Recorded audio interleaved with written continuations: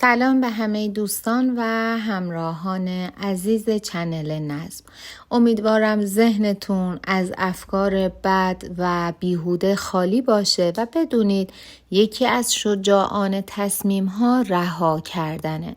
هر چیزی که به اعصاب و روان شما آسیب میزنه و اذیتتون میکنه رها کنید و بدونید با این رها کردن میتونید به آرامش درونی برسید. با هم آماده میشیم برای گرفتن فال امروز. هر نیتی که در ذهنتون دارید، نیت کاری، احساسی، تغییر شغل و مکان، هر نیتی که دارید انجام بدید. تا چند ثانیه دیگه میریم سراغ دیوان و من مثل همیشه غزل و تفسیرش رو براتون میخونم.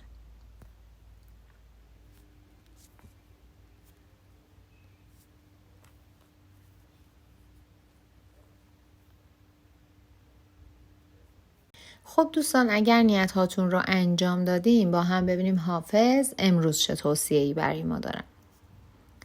در ازل هر کو به فیض دولت ارزانی بود، تا ابد جام مرادش همدم جانی بود. من همان ساعت که از می خواستم شد توبه کار، گفتم این شاخ دهد باری پشیمانی بود.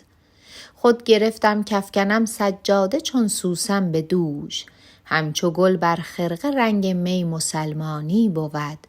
بی چراغ جام در خلوت نمی یارم نشست، زان که کنج اهل دل باید که نورانی بود. همت عالی طلب جام مرصع گو مباش، رند را آب عنب یاقوت رمانی بود.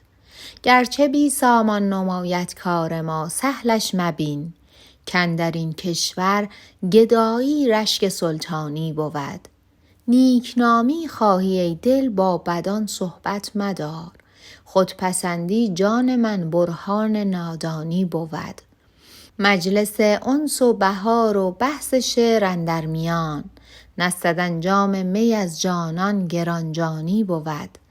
دی عزیزی گفت حافظ می خورد پنهان شراب، ای عزیز من نه عیبان به که پنهانی بود.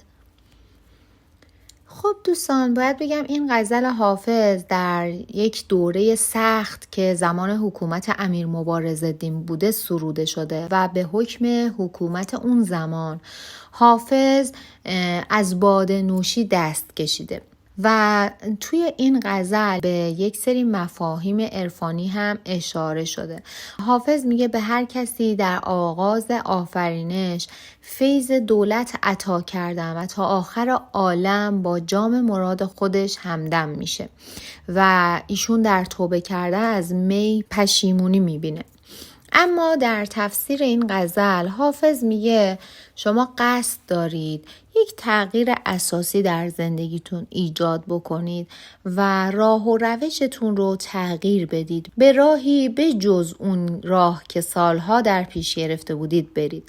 اما حافظ بهتون توصیه میکنه که قبل از هر کاری با دقت تمام جوانبش رو در نظر بگیرید و بعد از اون اقدام بکنید، چون همیشه تغییر کردن با مشکلاتی همراه هست و بهتر به این نکته توجه بکنید که آیا این تغییر ارزش این همه سختی و مشکل رو داره و کاری نکنید که شرایطتون از قبل هم بدتر بشه و برای شما پشیمونی به همراه داشته باشه. اگر یقین دارید که راهی که دارید میرید درسته و صلاح شما در این کار هست، تردید و شک رو از دلتون بیرون بکنید، به خدا توکل بکنید و در راهی که در ذهنتون هست قدم بذارید و در این راه اعتدال و میان روی رو از یاد نبرید. حافظ میگه بهتره شک و تردید و دودلی رو از خودتون دور بکنید. چرا انقدر تردید دارید به کاری که قرار هست انجام بدید، به تصمیمی که در ذهنتون هست؟ سعی کنید تلاشتون رو چند برابر بکنید، از دوستان نامناسب دوری بکنید و در انتخاب همراهانتون، همکارانتون دقت بکنید، از خودپسندی و غرور دوری بکنید تا بتونید راحت‌تر مسیرتون رو طی بکنید و به موفقیت برسید. در بیت 7 حافظ میگه نیکنامی خواهی ای دل با بدان صحبت مدار، خودپسندی جان من برهان نادانی بود. میگه ای دل اگر میخوای به نیکنامی، به نام خوب مشهور بشی، با نادانان هم صحبت نشد.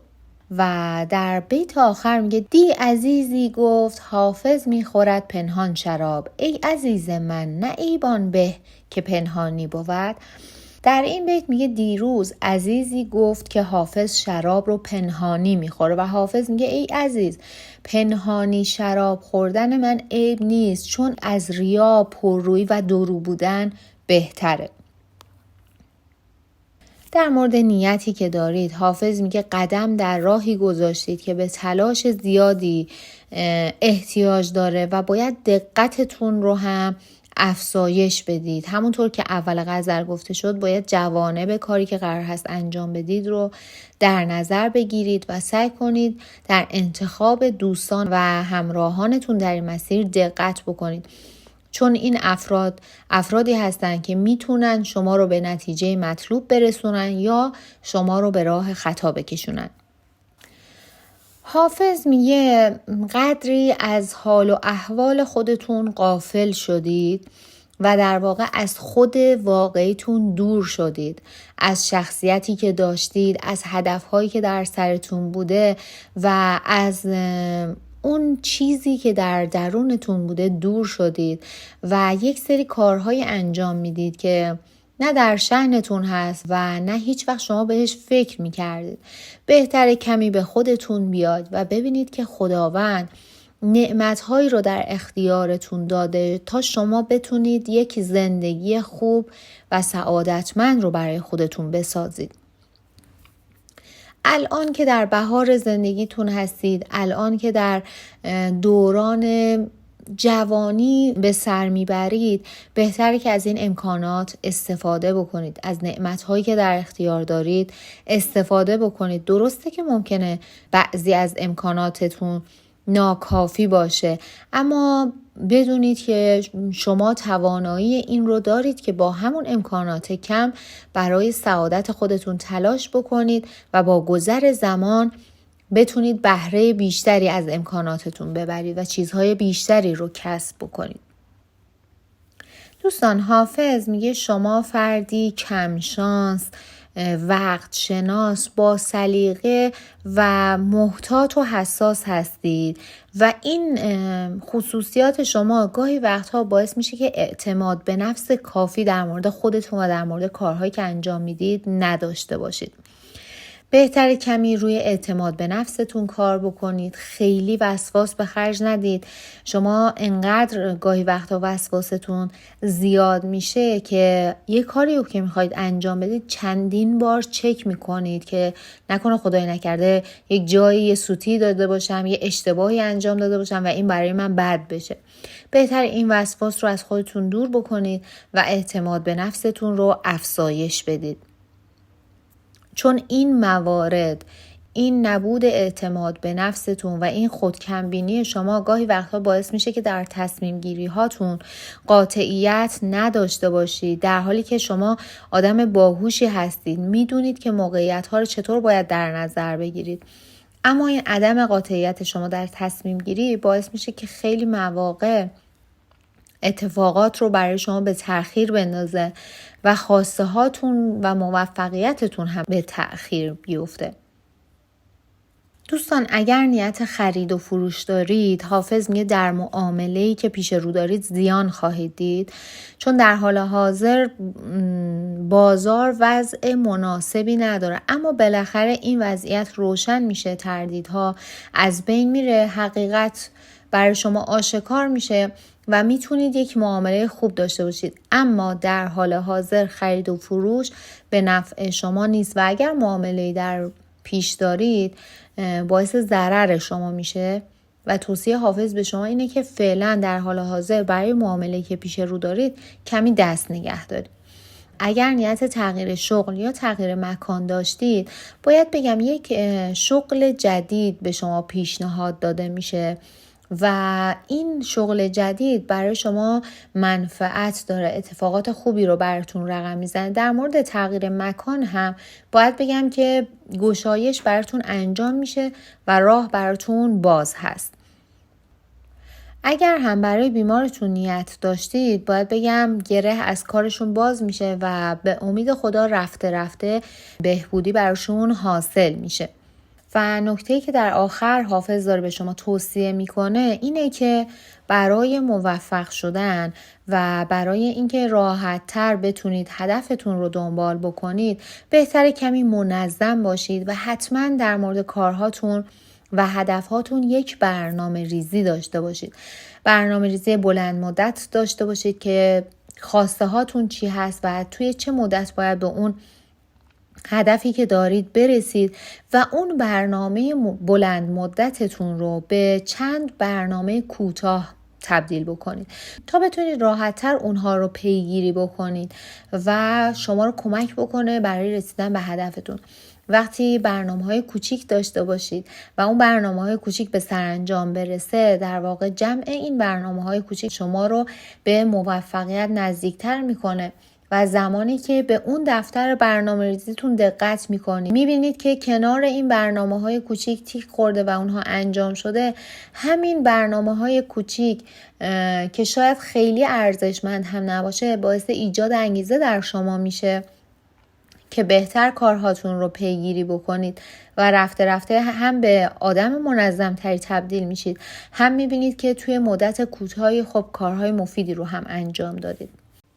از صمیم قلب سپاسگزارم که تا پایان این ویدیو با من همراه بودید.